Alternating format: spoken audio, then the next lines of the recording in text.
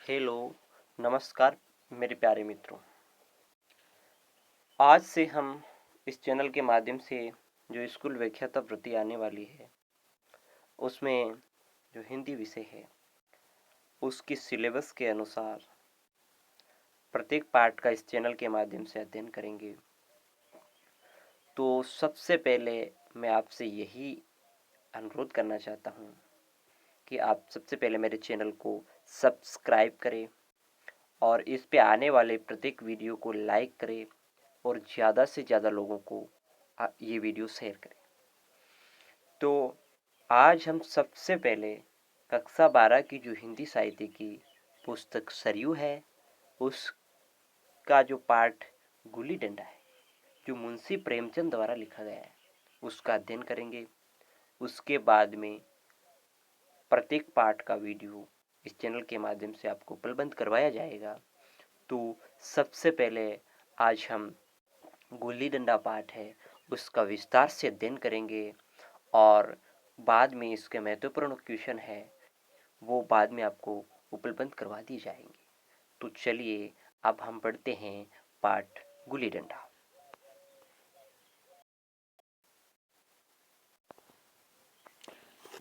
देखिए, गुल्ली डंडा जो पाठ है वो मुंशी प्रेमचंद द्वारा लिखा गया है। तो सबसे पहले हमें मुंशी प्रेमचंद के बारे में जानना जरूरी है। इनका लेखक परिचय समझिए। देखिए, मुंशी प्रेमचंद का जन्म 31 जुलाई 1880 को वाराणसी के निकट लम्ही गांव में हुआ। इनकी माता का नाम आनंदी देवी एवं पिता का नाम मुंशी अजायब राम था। ये लम्ही डाकघर में डाक मुंशी थे। 7 वर्ष की अवस्था में उनकी माता का तथा 14 वर्ष की अवस्था में पिता का देहांत होने से इनका बचपन एवं किशोर जीवन संघर्षमय रहा। इनका मूल नाम धनपत राय श्रीवास्तव था। पढ़ने का शौक इनको बचपन से ही था। 1898 ईस्वी में मैट्रिक परीक्षा उत्तीर्ण कर स्थानीय विद्यालय में शिक्षक नियुक्त हो गए। नौकरी के साथ पढ़ाई जारी रखते हुए 1910 में इंटर और 1919 में बीए पास किया।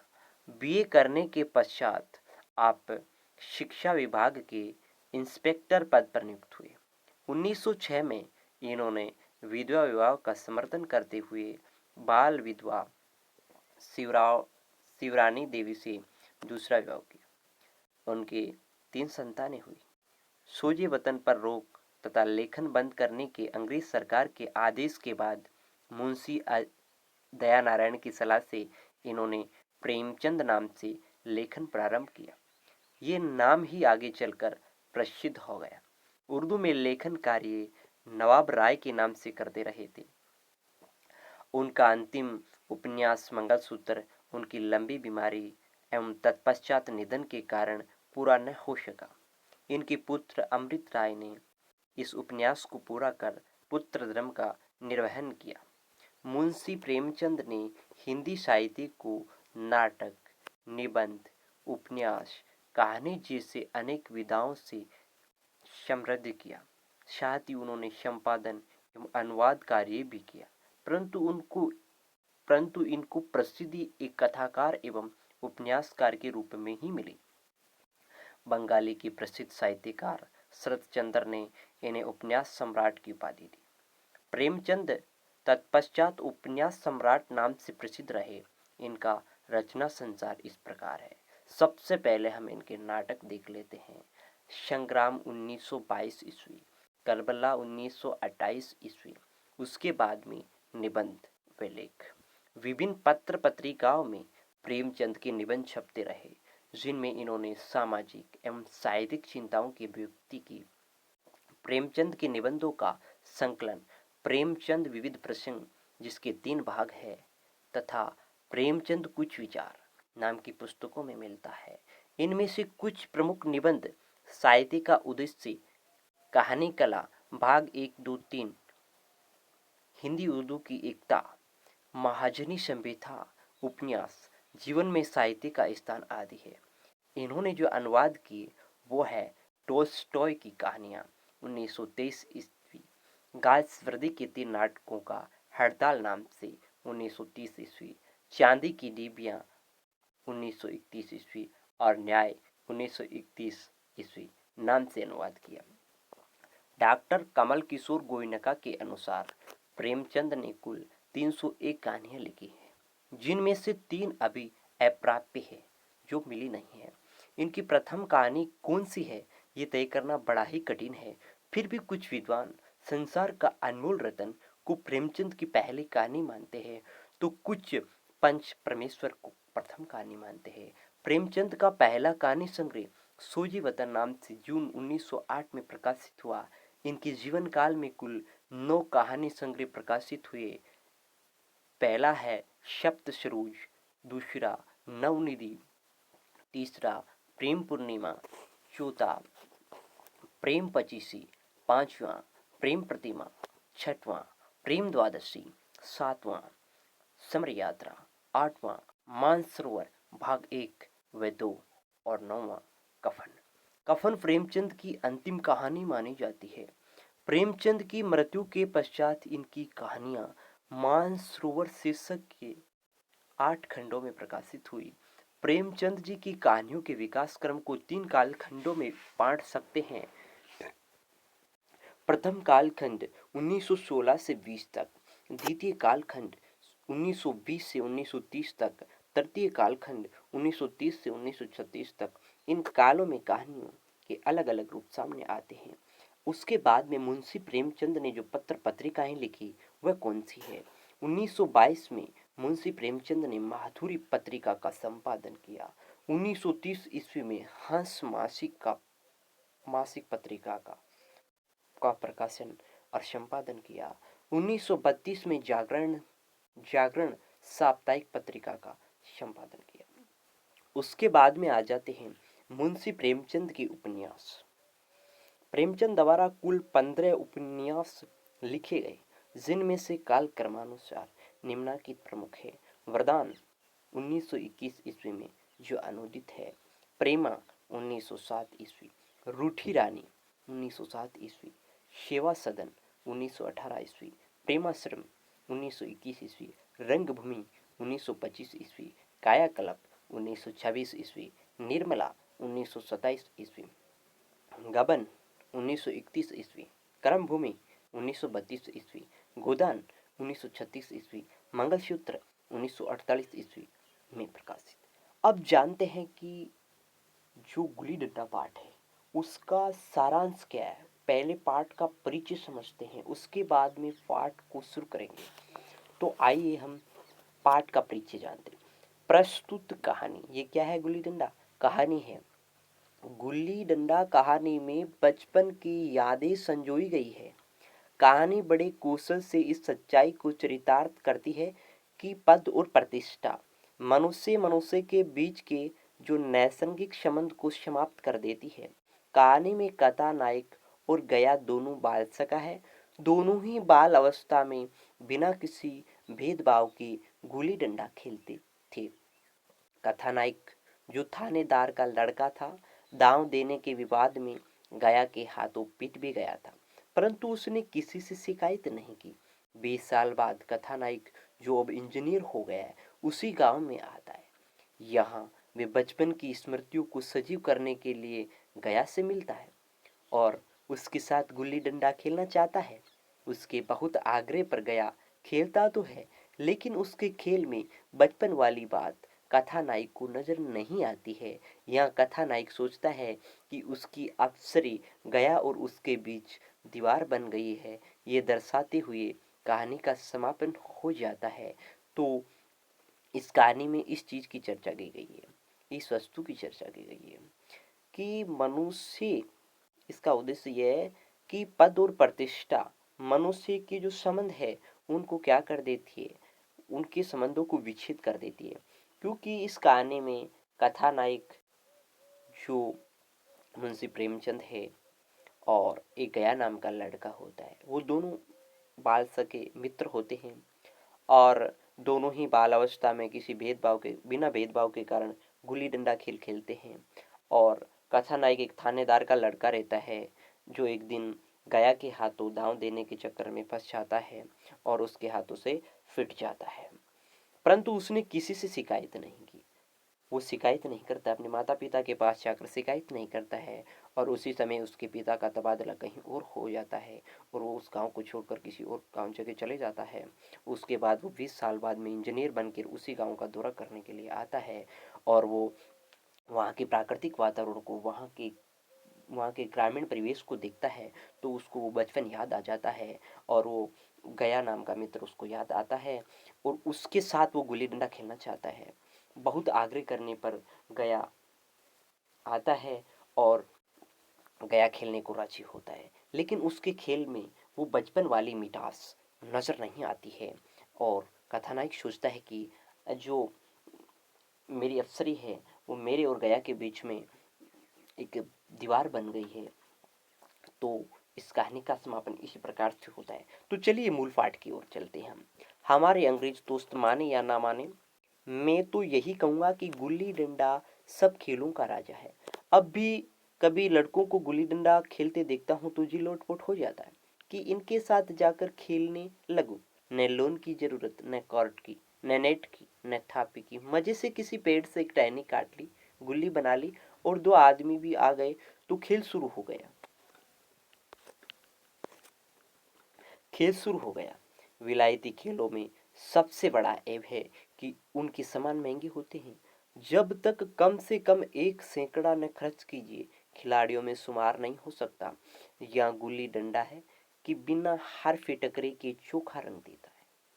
पर हम अंग्रेजी चीजों के पीछे ऐसे दीवाने हो रहे हैं कि अपनी सभी चीजों से अरुचि हो गई। स्कूलों में हर एक लड़के से 3-4 रुपए सालाना केवल खेलने की फीस ली जाती है। किसी को यह नहीं सूझता कि भारतीय खेल खिलाए जो बिना दाम कूड़ी के खेले जाते हैं। अंग्रेजी खेल उनके लिए हैं जिनके पास धन है। गरीब लड़कों के सिर क्यों ये व्यसन मरते हो। ठीक है, गुल्ली डंडा से आंख फूट जाने का भय रहता है तो क्रिकेट से सिर फूट जाने, तिल्ली फट जाने, टांग टूट जाने का भय नहीं रहता। अगर हमारे माथे में गुल्ली का दाग आज तक बना हुआ है तो हमारे कई दोस्त ऐसे भी हैं जो थापी को वैसाखी से बदल बैठे। ये अपनी अपनी रुचि है। मुझे गुल्ली ही सब खेलों से अच्छी लगती है और बचपन की मीठी स्मृतियों में गुल्ली ही सबसे मीठी है। वे प्रातःकाल घर से निकल जाना, वे पेड़ पर चढ़कर टहनियाँ काटना और गुल्ली डंडे बनाना, वह लड़ाई झगड़े, वह सरल स्वभाव जिसमें छूत अछूत अमीर गरीब का बिल्कुल भेद न रहता था, जिसमें आमिराना चोंचलों की, प्रदर्शन की, अभिमान की गुंजाइश ही न थी। ये उसी वक्त भूलेगा जब जब घर वाले बिगड़ रहे हैं, पिताजी चौकी पर बैठे वेग से रोटियों पर अपना क्रोध उतार रहे हैं, अम्मा की दौड़ केवल द्वार तक है, लेकिन उनकी विचारधारा में मेरा अंधकारमय भविष्य टूटी हुई नौका की तरह डगमगा रहा है और मैं हूँ कि पदाने में मस्त हूँ। न नाने की सुधि है न खाने की। गुल्ली है तो जरा सी, पर उसमें दुनिया भर की मिठाइयों की मिठास और तमाशों का आनंद भरा हुआ है। मेरे हमजोलियों में एक लड़का गया नाम का था। मुझसे 2-3 साल बड़ा होगा। दुबला, लंबा, बंदरों की सी लंबी लंबी पतली पतली उंगलियां, बंदरों की सी चपलता, वही चिल्लाहट। गुल्ली कैसी ही हो, उस पर इस तरह लपकता जैसे छिपकली कीड़ों पर लपकती। मालूम नहीं उसके माँ बाप थे या नहीं, कहाँ रहता था, क्या खाता था, पर था हमारे गुल्ली क्लब का चैंपियन। जिसकी तरफ वह आ जाए उसकी जीत निश्चित थी। हम सब उसे दूर से आते देख उसका दौड़कर स्वागत करते थे और उसे अपना गोया बना लेते थे। गोया का अर्थ होता है साथी। खेल में जो साथी होता है उसको गोया कहते हैं। एक दिन में और गया दोनों ही खेल रहे थे। वह पदा रहा था, मैं पद रहा था। मगर कुछ विचित्र बात है कि पदाने में हम दिन भर मस्त रह सकते हैं, पदना 1 मिनट का भी अखरता है। मैंने गला छुड़ाने के लिए सब चालें चली जो ऐसे अवसर पर शास्त्र विहित न होने पर भी क्षम्य है, लेकिन गया अपना दांव लिए बगैर मेरा पिंड न छोड़ता था।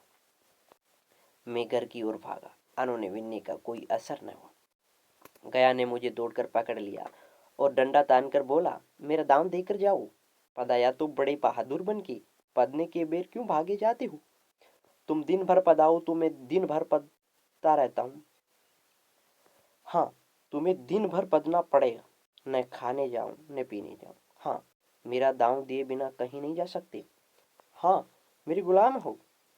मैं घर जाता हूँ, देखो मेरा क्या कर लेते हो। घर कैसे जाओगे? कोई दिल लगी है? दांव दिया है, दांव लेंगे। अच्छा, कल मैंने अमरूद खिलाया था, वे लौटा दो। वे तो पेट में चला गया। निकालो पेट से। तुमने क्यों खाया मेरा अमरूद? तुमने दिया था, तब मैंने खाया। मैं तुमसे मांगने न गया था। जब तक मेरा अमरूद न दोगे, मैं दाव न दूंगा। मैं समझता था न्याय मेरी ओर है। आखिर मैंने किसी स्वार्थ से उसे अमरूद खिलाया होगा। कोई निस्वार्थ से किसी के साथ सलूक करता है। भिक्षा तक तो स्वार्थ के लिए ही देते हैं। जब गया ने अमरूद खाया तो फिर उसे मुझे दाव लेने का क्या अधिकार है? रिश्वत देकर तो लोग खून पचा जाते हैं। ये मेरा अमरूद यूं ही हजम कर जाएगा? अमरूद पैसे के 5 वाले थे, जो गया के बाप को भी नसीब न होंगे। ये सरासर अन्याय था। गया ने मुझे अपनी ओर खींचते हुए कहा, मेरा दांव देकर जाओ। अमरूद समरूद मैं नहीं जानता। मुझे न्याय का बल था, वे अन्याय पर डटा हुआ था। मैं हाथ छुड़ाकर भागना चाहता था, वह मुझे जाने न देता। मैंने उससे गाली दी, उसने उससे कड़ी गाली दी, और गाली ही नहीं, एक चांटा भी जमा दिया। मैंने उसे दांत से काट लिया। उसने मेरी पीठ पर डंडा जमा दिया। मैं रोने लगा। गया मेरे इस अस्तर का मुकाबला न कर सका, भागा।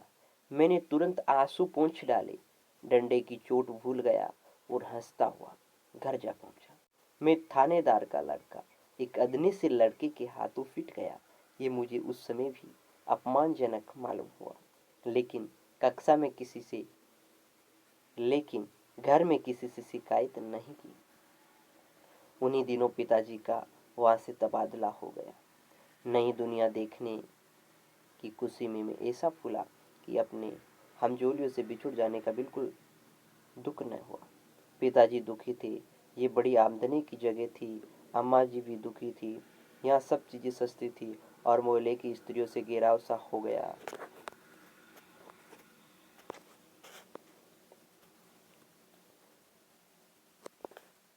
और मोहल्ले की स्त्रियों से घेराव सा हो गया। लेकिन मारे खुशी की फूला न समाता था। लड़कों से जेट उड़ा रहा था। वहाँ ऐसे घर थोड़े ही होते हैं। ऐसे ऐसे ऊंचे घर है कि आसमान से बातें करते हैं। वहाँ के अंग्रेजी स्कूल में कोई मास्टर लड़कों को पीटे तो उसे जहल हो जाए। मेरे मित्रों की फैली हुई आंखें और चकित मुद्रा बतला रही थी कि मैं उनकी निगाह में कितना ऊंचा उठ गया हूँ। बच्चों में मिथ्या को सत्य बना लेने की शक्ति है, जिसे हम जो सत्य को मिथ्या बना लेते हैं, क्या समझेंगे? उन बेचारों को मुझसे कितनी स्पर्धा हो रही थी। मानो कह रहे थे, तुम भगवान हो भाई, जाओ, हमें तो इसी उजड़ ग्राम में जीना भी है और मरना भी। 20 साल गुजर गए। मैंने इंजीनियरिंग पास की और उसी जिले का दौरा करता हुआ उसी कस्बे में पहुंचा और डाक बंगले में ठहरा। उस स्थान को देखते ही इतनी मधुर बाल स्मृतियां हृदय में जाग उठी कि मैंने छड़ी उठाई और कसम्बे की सैर करने निकला। आंख किसी प्यासे पति की भांति बचपन के उन क्रीड़ा स्थलों को देखने के लिए व्याकुल हो रही थी, पर उस परिचित नाम के सिवा वहां और कुछ परिचित न था। जहाँ खंडर था वहां पक्के मकान खड़े थे। जहाँ बरगद का पुराना पेड़ था वहां अब सुंदर बगीचा था। स्थान की काया पलट हो गई थी। अगर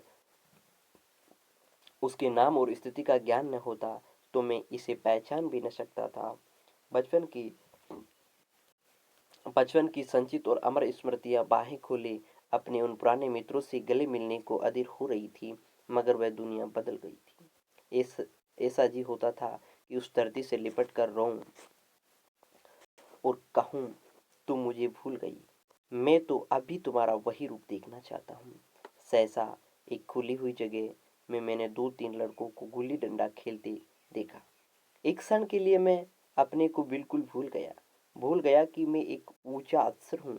साबी ठाठ मैं रोब और अधिकार के आवरण में जाकर एक लड़के से पूछा, क्यों बेटे, यहाँ कोई गया नाम का आदमी है? एक लड़के ने गुल्ली डंडा समेटकर सहमे हुए स्वर में कहा, कौन गया?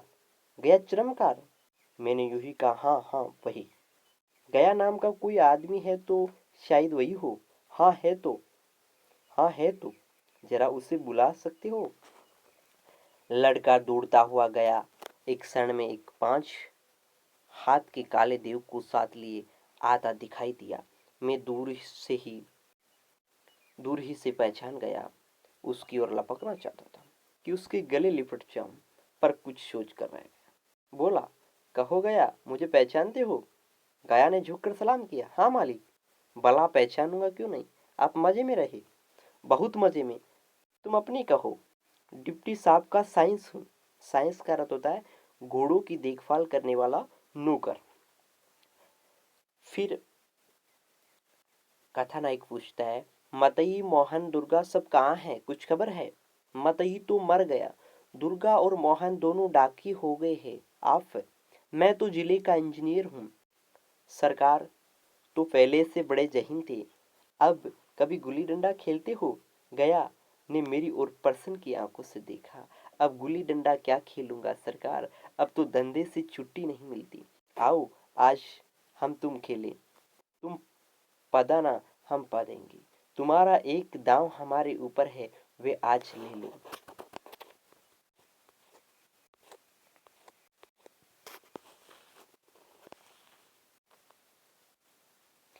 उसके बाद में देखिए।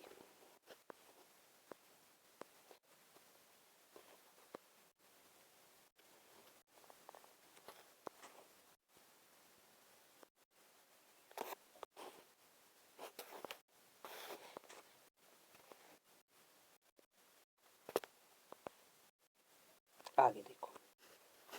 वे आज ले लो। गया बड़ी मुश्किल से राजी हुआ और वह ठेरा टके का मजदूर में एक बड़ा अफसर। हमारा और उसका क्या झूठ। बेचारा झेप रहा था, लेकिन मुझे भी कुछ कम झेपना थी। इसलिए नहीं कि मैं गया के साथ खेलने जा रहा था, बल्कि इसीलिए कि लोग इस खेल को अजूबा समझकर इसका तमाशा बना लेंगे और अच्छी खासी भीड़ लग जाएगी। उस भीड़ में आनंद कहाँ रहेगा? पर खेले बगैर तो रहा नहीं जाता। खेले बगैर तो रहा नहीं जाता। आखिर निश्चय हुआ कि दोनों जने बस्ती से बहुत दूर एकांत में जाकर खेले। वहाँ कौन देखने वाला बैठा होगा। मजे से खेलेंगे और बचपन की उस मिठाई को बहुत खूब रस ले लेकर खाएंगे। मैं गया को लेकर डाक बंगले पर आया और मोटर में बैठकर दोनों मैदान की ओर चले। साथ में एक कुल्हाड़ी ले ली। मैं गंभीर भाव धारण किए हुए था, लेकिन गया इससे अभी तक मजाक ही समझ रहा था। फिर भी उसके मुख पर उत्सुकता का आनंद का कोई चिन्ह न था। शायद वे हम दोनों में जो अंतर हो गया था वही सोचने में मगन था। मैंने पूछा, तुम्हें कभी शायद याद आती थी गया? सच कहना। गया झेपता हुआ बोला, मैं आपको याद करता हुजूर किस लायक हूँ। भाग में आपके साथ कुछ दिन खेलना बदा था, नहीं मेरी क्या गिनती। मैंने कुछ उदास होकर कहा, लेकिन मुझे तो बराबर तुम्हारी याद आती थी। तुम्हारा वह डंडा जो तुमने तान कर जताया था, याद है ना? गया ने पछताते हुए कहा, वह लड़कपन था सरकार, उसकी याद न दिलाओ। वाह, वे मेरे बाल जीवन की सबसे रसीली याद है। तुम्हारे उस डंडे में जो रस था, वे तो अब न आदर समान में पाता हूँ न धन में। कुछ ऐसी मिठास थी उसमें कि आज तक उससे मन मीठा होता रहता है। इतनी देर में हम बस्ती से कोई 3 मील निकल आए। चारों तरफ सन्नाटा है। पश्चिम और कोसों तक भीमताल फैला हुआ है, जहाँ आकर हम किसी समय कमल पुष्प तोड़ ले जाते और उसके झुमके बनाकर कानों में डाल लेते थे। जेठ की संध्या केसर में डूबी चली आ रही है। मैं लपक कर एक पेड़ पर चढ़ गया और एक टहनी काट लिया। चटपट गुल्ली डंडा बन गया। खेल शुरू हो गया। मैंने गुच्छी में गुल्ली रखकर उछाली। गुल्ली गया के सामने से निकल गई। उसने हाथ लपकाया जैसे मछली पकड़ रहा हो। गुल्ली उसके पीछे जाकर गिरी। ये वही गया है जिसके हाथों में गुल्ली जैसे आप ही जाकर बैठ जाती थी। वे दाहिने बाएं कहीं हो, गुल्ली उसकी हथेलियों में ही पहुंचती थी, जैसे गुल्लियों पर वशीकरण डाल देता हो। नई गुल्ली, पुरानी गुल्ली, छोटी गुल्ली, बड़ी गुल्ली, नोकदार गुल्ली, सपाट गुल्ली, सभी उससे मिल जाती थी, जैसे उसके हाथ में कोई चुंबक हो, गुल्लियों को खींच लेता हो। लेकिन आज गुल्ली को उससे वे प्रेम नहीं रहा। फिर तो मैंने पदाना शुरू किया। मैं तरह तरह की धांधलियां कर रहा था, अभ्यास की कसर बेईमानी से पूरी कर रहा था। हो जाने पर भी डंडा खेले जाता था। हालांकि शास्त्र के अनुसार गया की बारी आनी चाहिए थी। गुल्ली पर ओछी चोट पड़ती और वह जरा दूर पर गिर पड़ती तो मैं झपट कर उसे उठा लेता, दोबारा टर्न लगाता। गया वह सारी बेकायदगियां देख रहा था, पर कुछ न बोलता था, जैसे उसे वे सब कायदे कानून भूल गए। उसका निशाना कितना अचूक था। गुल्ली उसके हाथ से निकलकर टन से डंडे में आकर लगती थी। उसके हाथ से छूटकर उसका काम था डंडे से टकरा जाना। लेकिन आज वह गुल्ली डंडे में नहीं लगती। कभी दाहिनी जाती है, कभी बाएं, कभी आगे जाती है, कभी पीछे में। आधे घंटे पदाने के बाद एक बार गुल्ली डंडे में आ लगी। मैंने धांधली की कि गुल्ली डंडे में नहीं लगी, बिल्कुल पास से गई, लेकिन लगी नहीं। गया ने किसी प्रकार का असंतोष प्रकट नहीं किया। न लगी होगी, डंडे में लगती तो क्या मैं बेईमानी करता? नहीं भैया, तुम भला बेईमानी करोगे? उसके बाद बचपन में मजाल था कि मैं ऐसा गपला करके जीता बचता, यही गया गर्दन पर चढ़ बैठता। लेकिन आज मैं उसे कितनी आसानी से धोखा दिए चला जाता था। गद्दा है, सारी बातें भूल गया। सहसा गोली फिर डंडे से लगी, और इतनी जोर से लगी जिससे बंदूक छूटी हो। इस प्रमाण के सामने अब किसी तरह की धांधली करने का साहस मुझे इस वक्त भी न हो सका। लेकिन क्यों न एक बार सबको झूठ बताने की चेष्टा करूं। मेरा हर्ज ही क्या है, मान गया तो वाह वाह, नहीं तो दो चार हाथ पदना ही तो पड़ेगा। अंधेरा का बहाना करके जल्दी से गिल्ला छुड़ा लूंगा, फिर कौन दाव देने आता है। गया ने विजय के उल्लास में कहा, लग गई लग गई, टन से बोली। मैंने अनजान बनने की चेष्टा करके कहा, तुमने लगते देखा? मैंने तो नहीं देखा, टन से बोली सरकार। और जो किसी ईंट से लग गई हो। मेरे मुख से ये वाक्य उस समय कैसे निकला, इसका मुझे खुद आश्चर्य है। इस सत्य को झुटलाना वैसा ही था जैसे दिन को रात बताना। हम दोनों ने गुल्ली को डंडे में जोर से लगते देखा था, लेकिन गया ने मेरा कथन स्वीकार कर लिया। हाँ, किसी ईंट में ही लगी होगी, डंडे से लगती तो इतनी आवाज न आती। मैंने फिर पदाना शुरू कर दिया, लेकिन इतनी प्रत्यक्ष धांधली लेने के बाद गया की सरलता पर मुझे दया आने लगी। इसीलिए जब तीसरी बार गुल्ली डंडे में लगी तो मैंने बड़ी उदारता से दांव देना तय किया। गया ने कहा, अब तो अंधेरा हो गया है भैया, कल पर रखो। मैंने सोचा कल बहुत सा समय होगा, ये न जाने कितनी देर पताई, इसलिए इसी वक्त मामला साफ कर लेना अच्छा होगा। नहीं नहीं, अभी बहुत उजाला है, तुम अपना दांव ले लो, गुल्ली सूझेगी नहीं, कुछ परवाह नहीं। गया ने पदाना शुरू किया, पर उसे अब बिल्कुल अभ्यास न था। उसने 2 बार टाण लगाने का इरादा किया, पर दोनों ही बार हुच गया। हुच का मतलब आउट हो गया। एक मिनट से कम में वह दांव पूरा कर चुका था। बेचारा घंटा भर पदा, पर 1 मिनट में ही अपना दांव खो बैठा। मैंने अपने हृदय में विशालता का परिचय दिया। एक दांव और खेल लो, तुम तो पहले ही हाथ में हुच गए। नहीं भैया, अब अंधेरा हो गया है, तुम्हारा अभ्यास छूट गया है, कभी खेलते नहीं। खेलने का समय कहाँ मिलता है भैया। हम दोनों मोटर पर जा बैठे और चिराग चलते चलते पड़ाव पर पहुंच गए। गया चलते चलते बोला, कल यहाँ गुल्ली डंडा होगा, सभी पुराने खिलाड़ी खेलेंगे, तुम भी आओगे जब तुम्हें फुर्सत हो, तभी खिलाड़ियों को बुलाऊं। मैंने शाम का समय दिया और दूसरे दिन मैच देखने आया। कोई 10-10 आदमियों की मंडली थी। कई मेरे लड़कपन के साथी निकले, अधिकांश युवक थे जिन्हें मैं पहचान न सका। खेल शुरू हुआ। मैं मोटर पर बैठा बैठा तमाशा देखने लगा। आज गया का खेल, उसका वह नैपुण्य देखकर मैं चकित हो गया। टांड लगाता तो गुल्ली आसमान से बात करती। कल की सी वह झिपचक वह हिचकिचाहट, वे बेदिली आज न थी। लड़कपन में जो बात थी आज उसने प्रौढ़ता प्राप्त कर ली थी। कहीं कल इसने मुझे इस तरह पदाया होता तो मैं जरूर रोने लगता। उसके डंडे की चोट खाकर गुल्ली 200 गज की खबर ला दी। पदने वाले में एक युवक ने कुछ धांधली की। उसने अपने विचार में गुल्ली लपक ली थी। गया का कहना था गुल्ली जमीन में लगकर उछली थी। इस पर दोनों में ताल ठोकने की नौबत आई है। युवक दब गया। गया का तमतमाया हुआ चेहरा देखकर डर गया। अगर वह दब न जाता तो जरूर मारपीट हो जाती। मैं खेल में न था, पर दूसरों के इस खेल में मुझे वही लड़कपन का आनंद आ रहा था जब हम सब कुछ भूलकर खेल में मस्त हो जाते थे। अब मुझे मालूम हुआ कि कल गया ने मेरे साथ खेला नहीं, केवल खेलने का बहाना किया। उसने मुझे दया का पात्र समझा। मैंने धांधली की, बेईमानी की, पर उसे जरा क्रोध न आया, इसीलिए कि वह खेल न रहा था, मुझे खिला रहा था, मेरा मन रख रहा था। वह मुझे पदाकर मेरा कचूमर नहीं निकालना चाहता था। मैं अब अफसर हूँ। यह अफसरी मेरे और उसके बीच दीवार बन गई है। मैं अब उसका लिहाज पा सकता हूँ, अदब पा सकता हूँ, साहचर्य नहीं पा सकता। लड़कपन था तब मैं उसका समकक्ष था, हम में कोई भेद न था। ये पद पाकर अब मैं केवल उसकी दया के योग्य हूँ। वे मुझे अपना झूठ नहीं समझता है। वह बड़ा हो गया है, मैं छोटा हो गया हूँ। नमस्कार दोस्तों, इस प्रकार से अगली वीडियो जल्द ही आपको इस चैनल के माध्यम से उपलब्ध करवा दी जाएगी।